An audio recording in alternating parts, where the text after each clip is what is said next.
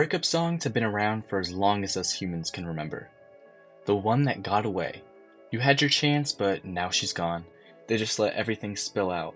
I like to look at these things from the perspective of the 5 stages of grief: denial, anger, bargaining, depression, and acceptance. Most songs tend to happen on the anger or depression side. I don't really see bargaining because that's just kind of weird. And some denial happens, but normally that's just intertwined with depression when in regards to music. The one I want to focus on might be the deepest in my opinion. When the dust has settled, you've had time to reflect not just at your partner's misdeeds, but your own too. You've accepted the reality, but it's too early to have fully moved on, if that makes sense. You still love them, but you know you've already lost them. It's a somber feeling. When you're done with the anger and most of the pain has subsided, and you look in the mirror and see that you were the problem. No more denying, and no more deflection. Just you alone with yourself, ready to spill the whole truth to yourself. So today we're going to look at Nothing Compares by The Weeknd and see why I believe it is the greatest breakup song ever. So, enough of all this intro, let's begin.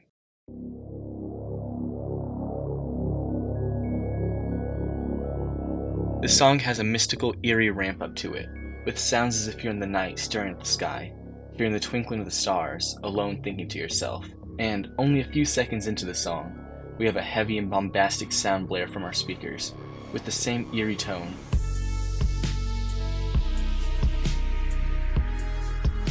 But it's not morphed into one of immense sadness. The heavy bass and sound feel like there's an empty void somewhere in there, rather than just pure dread.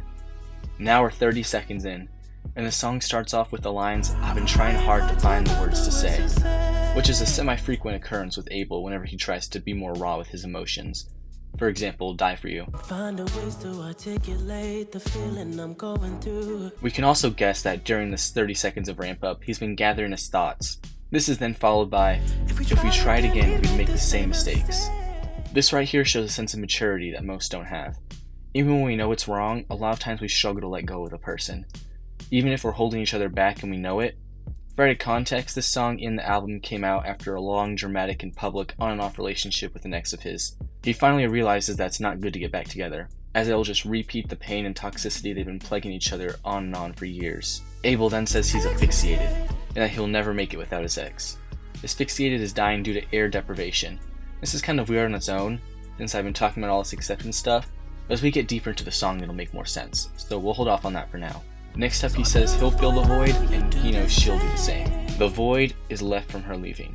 Abel fills it up with vices and addictions that he's been battling since a young child. Getting sober but falling into a dark place, seduced again by Hollywood's lust over life and happiness. Extracting the soul he was getting back, and he knows that his ex-partner is experiencing the same meaningless distractions, sleeping around just trying to numb the pain. We then get the hook of the song. Most songs talk about their breakup songs. It would go something along the lines of, "Oh, nothing compares to them." And a good example is Anita Ward saying,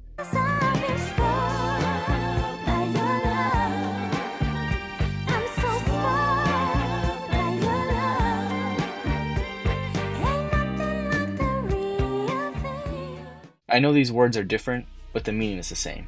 Nothing could compare to them." Instead of delving into this cliche of, "Oh baby, you were the best and everything was so perfect and no problems ever existed until last week," he recognizes the hurt and knows she feels it too. Which is why instead of talking about how perfect they are together, he says that nothing compares to the emptiness we both share, and that nobody cared like she did. He is the cause for the emptiness they share. She cared, but he messed up, which is further backed up with, "You asked for my heart, but I didn't know where to start. But they wouldn't think of you like I do." He had her. They were together. She loved him, but he messed it up and wouldn't open up to her. He was scared of commitment, scared that if he got close to her, he'd be heartbroken, but all that'd do is make things worse. And despite him knowing that they can't and won't get back together, he'll still think of her fondly and love her deeply, more than anyone else she could get with could. Now the hook is over and we can look at the second verse. He gets right into it by confronting his addiction, with the lines, "I try my best to not get high again," and the echoing repetition of, "Oh baby, I can't get high again," just makes it seem like a plea for help.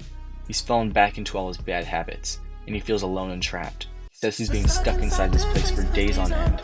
This place is likely alluding to his house, or my guess is Hollywood as a whole. Abel then says he's intoxicated, and repeats that he'll never make it out without her.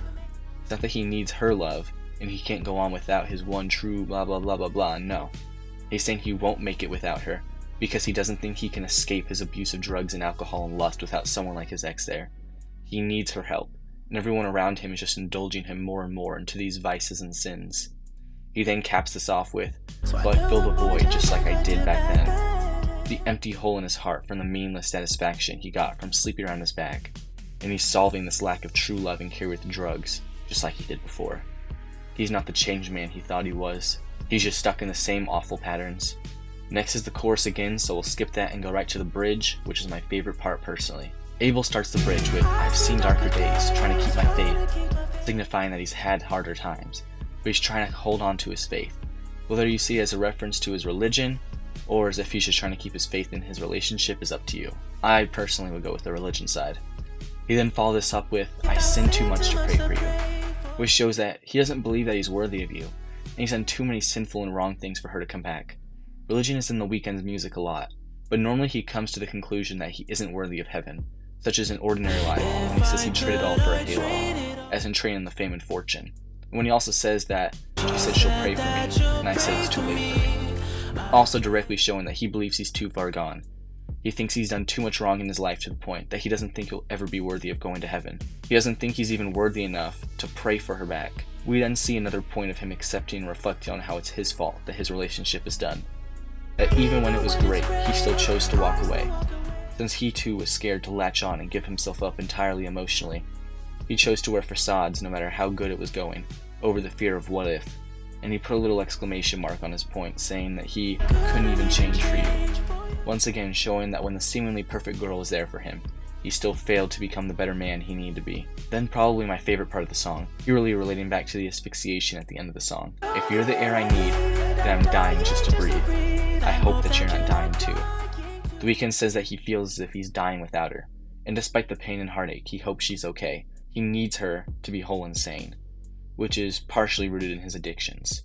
Without her, he's just going to fall back into it, because he doesn't have enough self-control. He needs someone there to help him and guide him through this horror that is Hollywood.